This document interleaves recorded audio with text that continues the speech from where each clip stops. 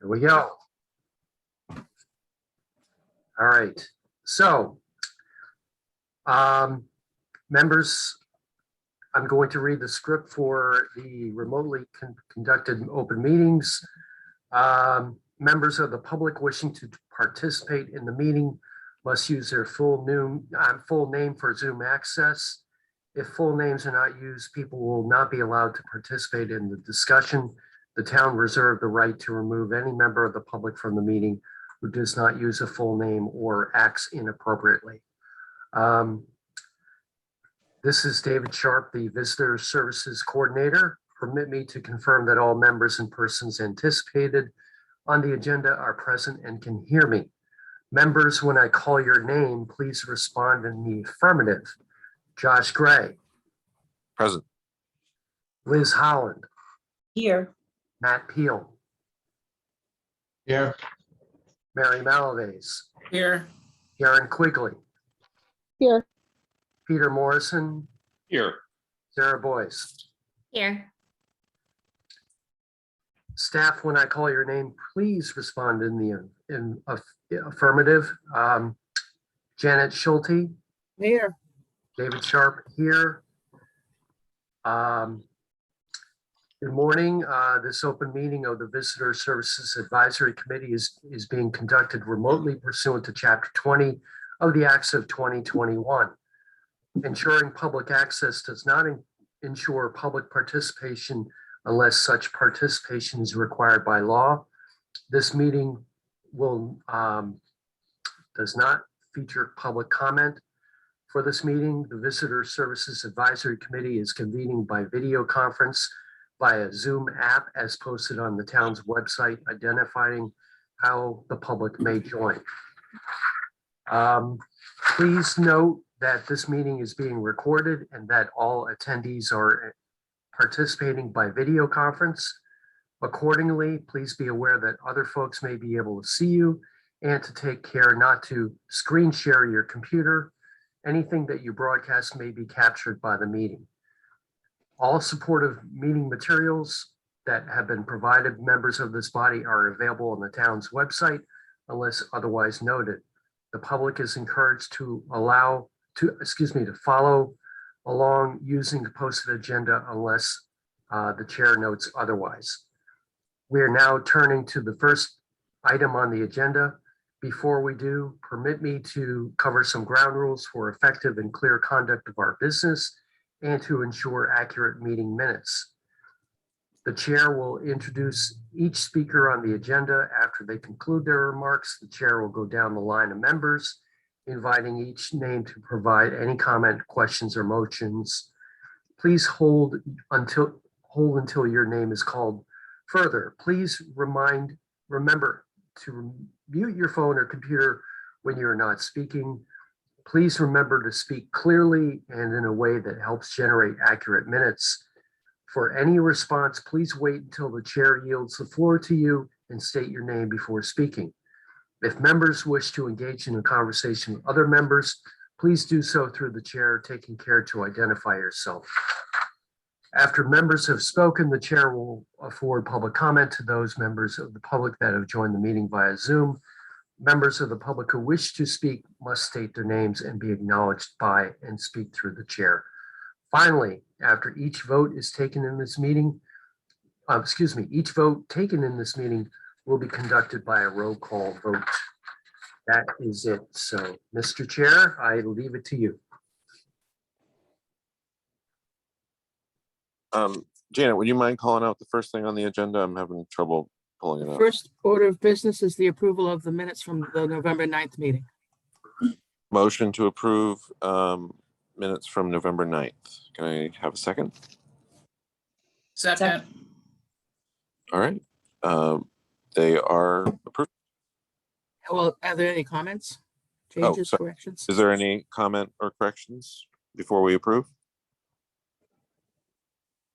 All right.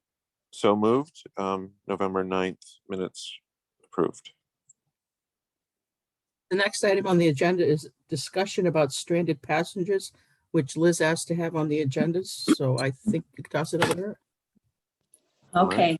Good morning, everybody. I just wanted to give you a little bit of an update. We don't have much. I think the biggest thing that we have is that pretty much everybody in the private sector is interested in helping out to some degree, which is awesome. I had spoken with Sharon, and we were just trying to brainstorm the way to approach this. And so, you know, I've gotten information from Jamie Holmes from Mac Hotel, Johan Rodriguez from Cape Air, Philip, and I sorry, I can't remember his last name, from JetBlue, and of course, and they are all on board and happy to help out however they can. I'm probably most likely going to be speaking with the Steamship Authority as well. But it occurred to Sharon and myself that the town isn't realizing perhaps that there is a deficit in this area. And of course, it's going to affect anybody in the transportation business, but certainly it would affect the entire town if something major happened transportation wise, and we weren't able to put people anywhere. Okay. So we're going to craft an email going out to the select board, and Janet had suggested that we do that directed toward Libby first. So I'm in the process of starting that email.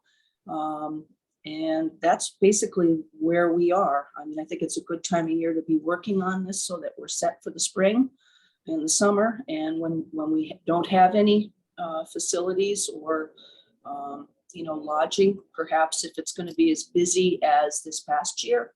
So we'll see where it takes us. So that's basically the fill-in. And I would welcome any comments or suggestions that you guys have. Liz, where are you eyeing to house potential stranded? Would it be like the high school or like something like that? No, actually, we're looking more, the high school is more of going to be a Red Cross natural disaster place for people. So we're actually eyeballing anywhere that's a fairly good size that has heat, AC, and bathrooms. And right now that's ballrooms in the different hotels, or even, you know, the Boys and Girls Club. You know, so those are just a few of the suggestions that we've, you know, come up with. Oh, great. I have a question, Josh, to Liz through you. Sure. Whatever happened to the emergency management group that was here that used to help during storms, not just, you know, natural disasters of hurricanes or losing power in Mattocket or things like that? Are they not functioning other than in a Red Cross capacity? I need to find out that information, but as far as I'm from the police department, that they were more specific to natural disasters. The Interfaith Council actually had kind of taken the reins over for, you know, having stranded passengers and things like that. But of course, with COVID, you know, and it just, they've bowed out. The other facility that obviously has size, and Island Tours has buses, is obviously the VFW, because they also have a commercial kitchen too. So that's one that I think should be on the radar. Great. Even though it's out of town, you know, it's got parking for people to help. It's got huge commercial kitchen, bathrooms, you know, function space. So that might be another group to approach strictly in emergency. Sure, that's a great idea. Are there showers there by any chance? Because a lot of times with the hotels, there's a health club associated with showers. So Westmore too. Oh, in the Westmore as well. Yep. They have it all right there in that one building, actually. So Liz, thank you so much for spearheading this. I think it's a really important issue. I just remember the anxiety of being in the hotel when storms came up and people didn't have reservations and hotel was sold out and would they get off? So I think to the extent that the town hasn't got a solution for this, that it's a really important issue. So thank you for spearheading it. Well, you're most Yeah. welcome. Yeah, I don't- there again, Liz, just through Josh too. Obviously, years ago, things were totally different. Fewer people, fewer boats, fewer people stuck. But back in those days, the hotels and the lodging association used to get together because chances are, if you've got someone that can't get out, you've got someone that can't get in. So sometimes you'd work with that. I know a lot of lodging people used to call the steamship and say, hey, here's a stranded passenger rate, send them over. So I think you need that communication to the transportation people when you get this all formulated. And maybe it is lodging that takes on some of the people that don't want to be in a shared situation.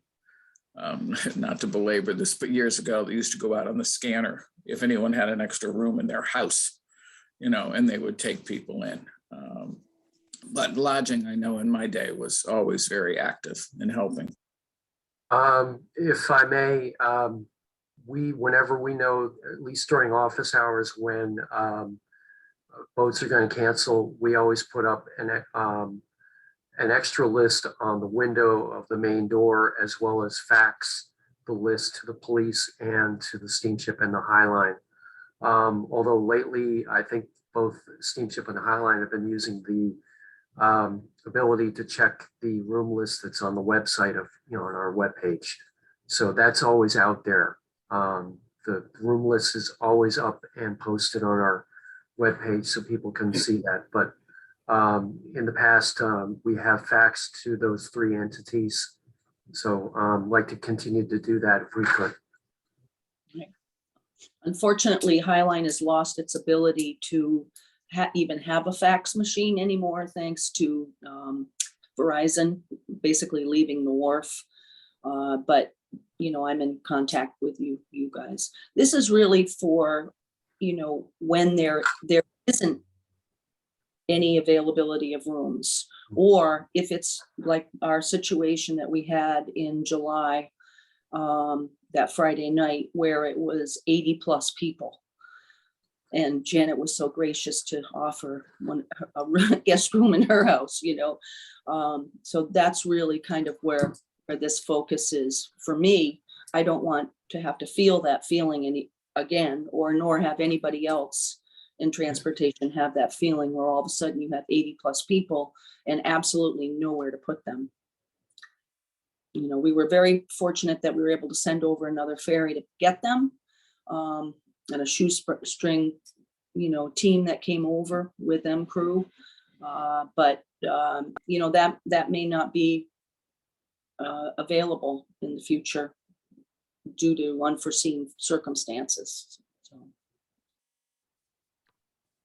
This is Peter through the chair. I have a couple of thoughts on this. The first and most general thought is that in terms of stake, there's nobody who really is responsible for caring about this and taking the lead on it except kind of us.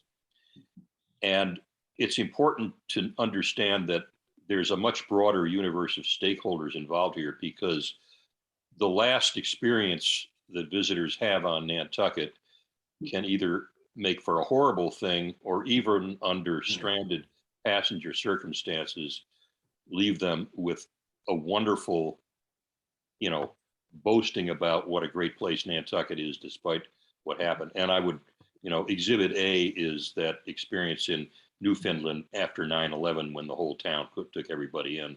They're famous for it. Second thing is, having worked at Cape Air with Johan and understanding how they prepare for an airplane crash, I would suggest having some kind of an informal liaison with Johan. He already works 36 hours a day, but I'd be happy to be the contact point. And just so you would understand how Cape Air prepares, and I think other airlines do the same thing, when the first moment that they hear about the event, in this case, stranded passengers, they have a a couple of red emergency bags that are opened up with the whole set of instructions about who does what. And people are aware in advance that when that happens, you jump into, you jump into the role right away. And that includes communication. And it also includes linking up with all the resources that you have intended to use. Now, in this case, I didn't realize that things like ballrooms, I was always thinking school, but our starting point should be inventorying the resources so that we have something to put in that emergency package. And then I think once you set up the template of what the airlines do, and you have essentially the first responders there who say, oh, we have stranded passengers here at the airport. They're sitting on the floor. What should we do next? They know who to call, and that person is alert to that responsibility, or that team is alert to that responsibility. Now, teams can be, a core organizational body, but they can also be a very widely spread, diverse, large population of persons who say, I could do this if you triggered that. And that could include, many more people than just the people in the inner circle. It could include people who said, in a stranded passenger situation, I'm willing to volunteer a room in my house somewhere. And also exploiting real time, what Janet said, which is every time passengers stranded, other passengers haven't arrived. All of that requires coordination and responsibilities assigned. And that's kind of the model to build toward. It could take several years, but that's what you want. That's all good input. Johan and I used to deal with each other quite a bit more when we were trying to move people that either missed boats or planes were canceled. But because Cape Air has limited their scope so much, a little bit less, now. But he's very, very interested in helping out. Unfortunately, their number one place to go was the Nantucket Inn. So we'll have to see, how that, since the sale moves forward. But that's awesome that he's got something set up, because that will help us maybe with a model. Yeah, I think the model would be that Johan would simply say, when I witness the event, I know who to call in that group that's responsible. And I say, we all need to open the emergency box. And I've opened my box and it said to call you and let you know, so that you can let 20 other people know to start moving into action. And all of this has been thought out before. And I'm sure that, this requires, if you want to do it, if you want to build it at that scale and with that level of sophistication, it's going to require, some body that's responsible for it. And I personally am in favor of seeing that body funded for the purpose of maintaining the reputation, because you have a huge amount to lose here, but you also have a huge amount to gain. And we can't allow the loss to occur just because we didn't put our act together. Sure.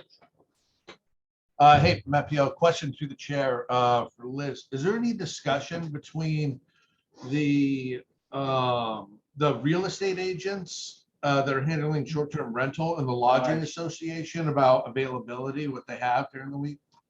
I just wrote that down because of what Peter said, actually. That would be, a whole avenue. And clearly they're interested in people's perception of their experience on Nantucket, because they want them to come back. And maybe, that would, be beneficial to them as well. So there hasn't been yet, but that's a great idea. Yep. Just one more point I wanted to make. Conceptually, the big distinction to make here is, the modus operandi without this organization is, I'm sitting there at the airport and this happens and I turn to someone else, say, I don't know what we're supposed to do. People say, these people don't have their act together. The simple statement by Johan or whoever is, the encountering is, we've got this under control. This is what we're going to do. We've activated this operation. We ask you to stay, stay here. We're going to let you know in 15 minutes what the next step is. We have a strike force that is getting an operation. All you have to do is utter the words, and you've turned it from a disaster into, they really had their act together. We know that they couldn't come up with rooms on short notice for everybody, and we had to wait, but they really did a good job. That's the goal. That's what you want to achieve. Yeah, that's the goal.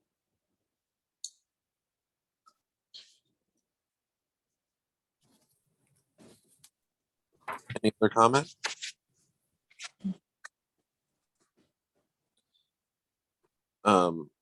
All right, I guess we can move on if nobody has anything else. Janet, your report? Yes, my report will be brief. I've been working on a lot of cultural issues, the cultural district grants I funded, or have written a grant to the Mass Cultural Council to fund 4 organizations for 5 projects that are focused on collaborations between organizations and promoting diversity or reaching out to diverse communities on the island for richer cultural experiences. I've got 3 applications for another grant program that I have through the operating budget in culture and tourism. And the Cultural Council, different from the district, met at the end of November and awarded 15 grants and is planning an awards ceremony for grant recipients from 2019, 2020, and 2021 because they haven't been able to gather since the 2019 grants were offered. That will be happening sometime in April as a way to promote the Cultural Council program. And the more that we can promote the Cultural Council, which gets money directly from the state, the more money we can get to give to more cultural organizations on the island. I participated in interviews for candidates for the Parks and Recs manager position. And tomorrow night, I will be presenting to the select board what the plan is for the July 4th presentation. And contrary to Mr. Graziadei's hyperbole about the water fight coming back, there will be some kind of water contest, but it's not going to be the one that we know of small children being blasted with bazookas, but something between the 2 fire companies on a smaller scale. Around that too is the Unitarian Church has done a great job of moving the time of the declaration, reading of the declaration an hour later so that it lines up with the programming that we're going to have on Main Street. And we're moving many of the Main Street activities that involve small children over to Children's Beach. There will be some new events downtown, and I'm reaching out to nonprofits to see if they want to be involved. And Josh, the Unitarian Church is going to reach out to the Dreamland to find out if they could simulcast the reading of the Declaration in the Dreamland Theater because they can only seat 350 and they get far more than that who want to show up, and it's been a couple of years. Yeah, we'll definitely do that. Yeah, I figured you probably would. Should they reach out to you or should they reach out to Alicia? Me. Okay. I essentially handle all programming now, so yeah, that's fine. Cool.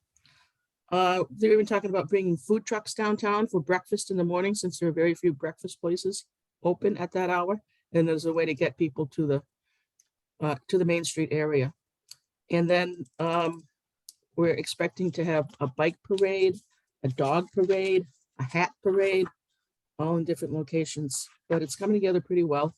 And I think tonight or tomorrow night, there'll be a little more clarification when the fire chief talks about what this water contest will look like, so that we can move people past what's on all the social media right now about the water fight is back. It's not.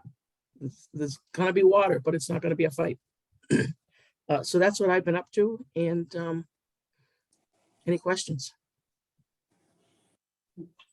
Janet, Josh, through you to Janet, I was surprised to see all the social media had picked up on it. Was that just from the agenda being posted?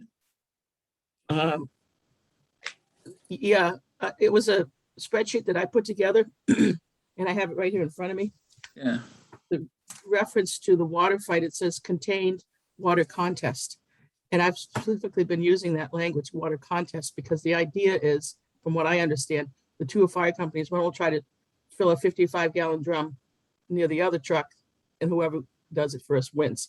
But it's going to be in a fenced off area. People won't be allowed to go in. There won't be any kind of water available for people to fill their bazookas with. And it's really going to be back to a contest kind of thing, rather than the shooting from the second story windows of downtown businesses at children and old people on the street. And frankly, I made a big stink about it because of my hip and a variety of other things, that the notion of me standing on Main Street with those water guns coming at me on cobblestones scared the hell out of me. And I was pretty sure I was going to be dead by the end of the 4th of July water fight this year. So it's like, no, this is not going to happen. So I put myself out there as a calf.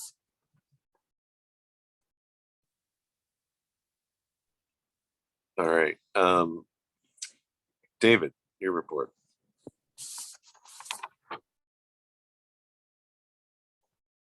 Can you hear me now? Okay. All right.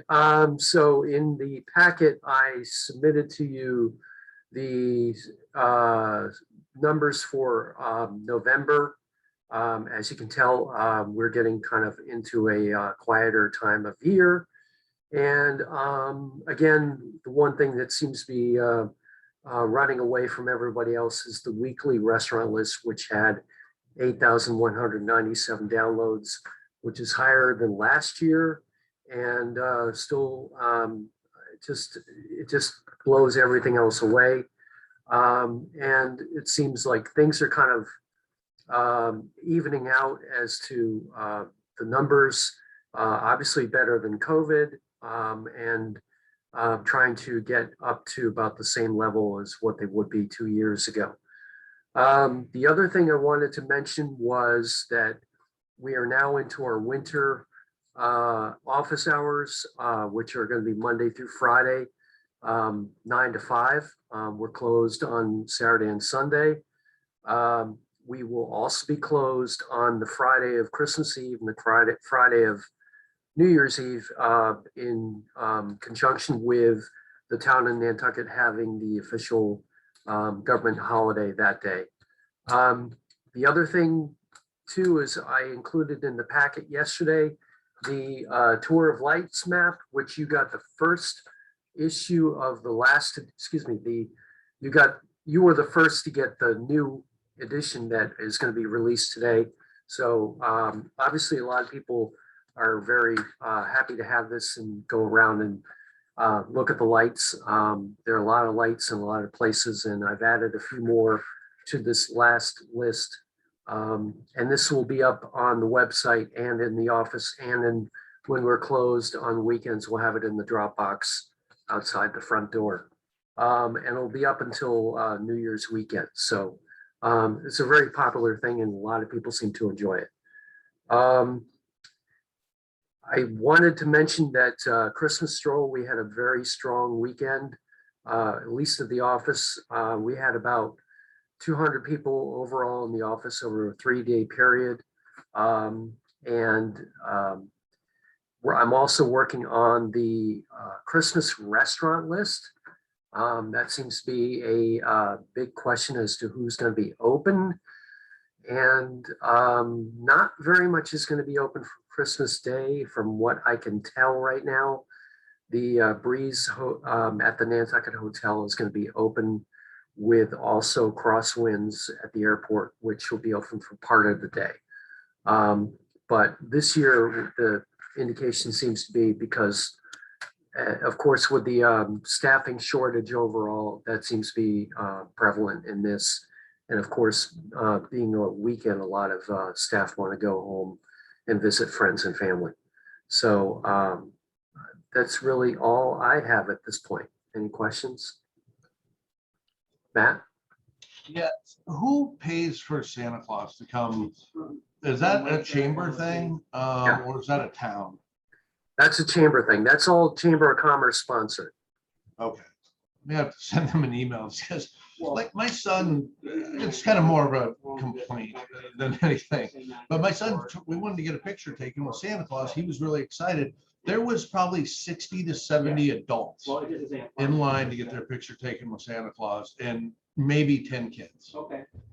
And they weren't holding a place for their kids or anything. They were going to get a picture taken with Santa Claus and stroll. And it was just kind of frustrating because, you know, I'm not going to wait in line for an hour. My son doesn't have the patience to wait in line for an hour to get through all these adults. So I don't know. I would recommend to the chamber, I'd be happy to reach out to them, that maybe they focus a little more on the children than allowing it to kind of be a Okay. adult. But that's just kind Josh, of my point of view. Josh to Matt, we have an events committee meeting for the chamber tomorrow, which is sort of a stroll wrap up. I would be happy to raise that question for you. Yeah, I mean, that'd be great. I mean, even as him coming into town, I think it would be great for the chamber to kind of focus more on the children and kind of get the message out there that for the Santa Claus portion of it, I get everything else is about shopping and the stroll and all of that. But the Santa Claus portion of it, it'd be great, you know, for the kids to experience it, because there's not a lot of Yeah. Santa Claus activity, you know, and pictures and things like that on the island. It's not like we can go over to Macy's to get pictures taken. And this year, of course, it was a little bit different the way they had to stage it.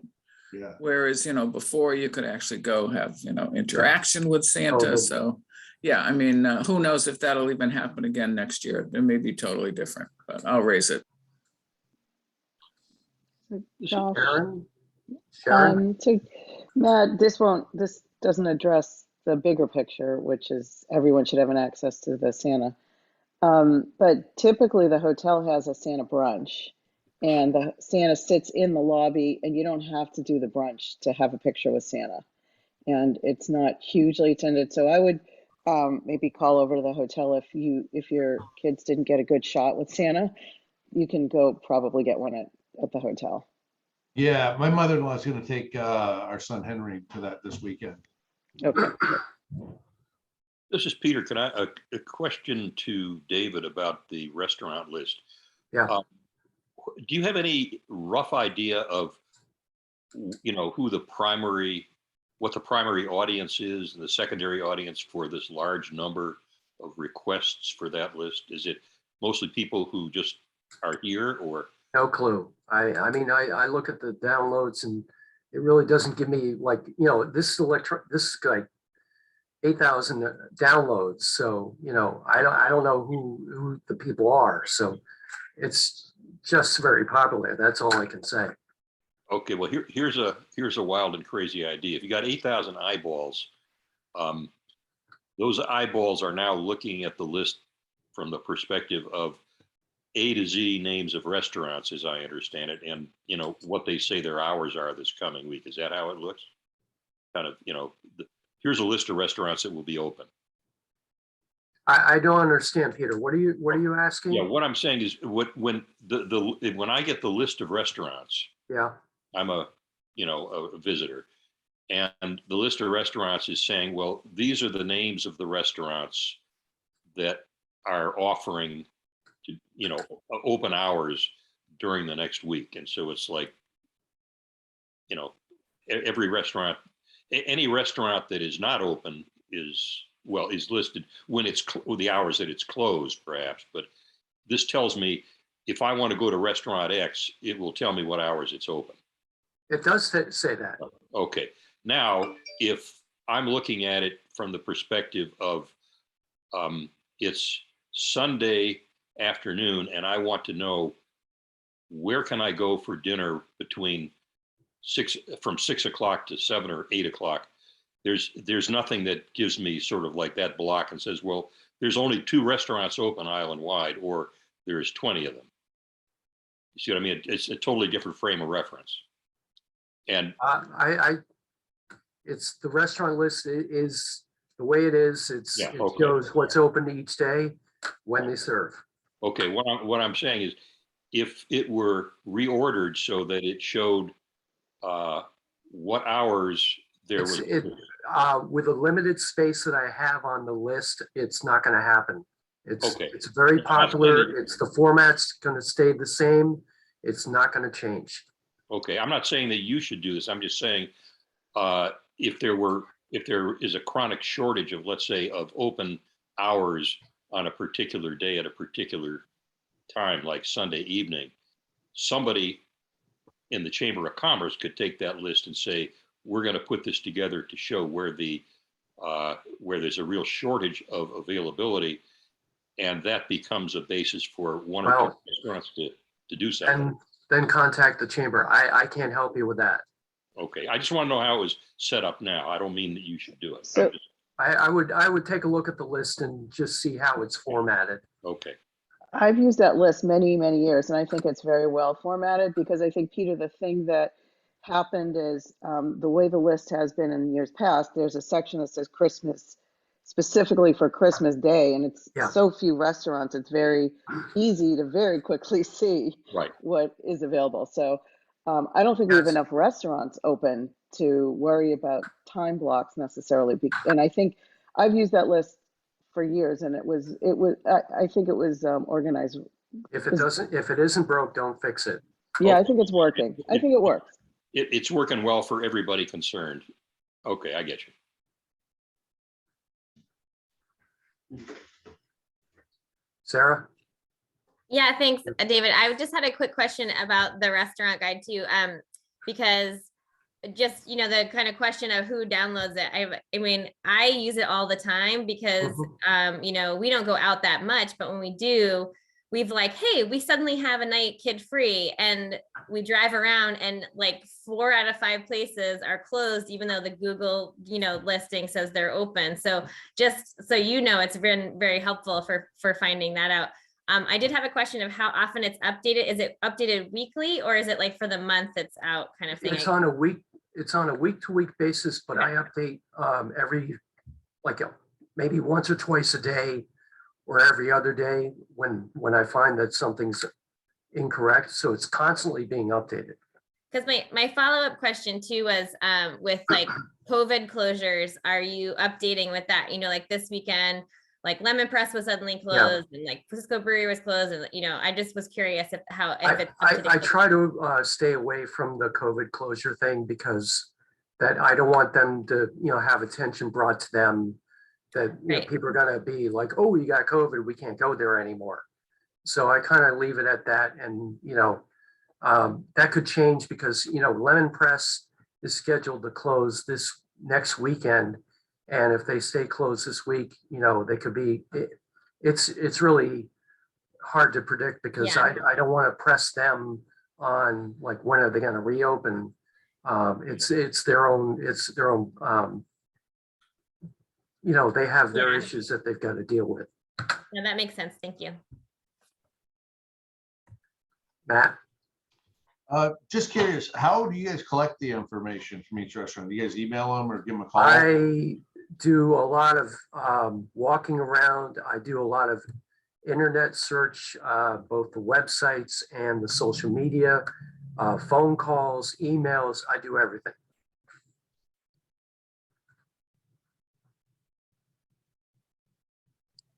All right. Any other comment? All right. Are we going to have a January meeting, Janet? We usually don't have a January meeting. Okay, I'm fine with that. Any objections to not having a January meeting? All right. I assume David will be in touch about a February date. Yeah, I am having surgery at the end of January, so I don't know if I'm lucid, I'll be on Zoom, but not quite sure what that's going to look like yet. Okay, no problem. All right. I hope everyone has a great holiday. And I'll make a motion to adjourn. Motion to adjourn the Visitor Services Advisory Committee.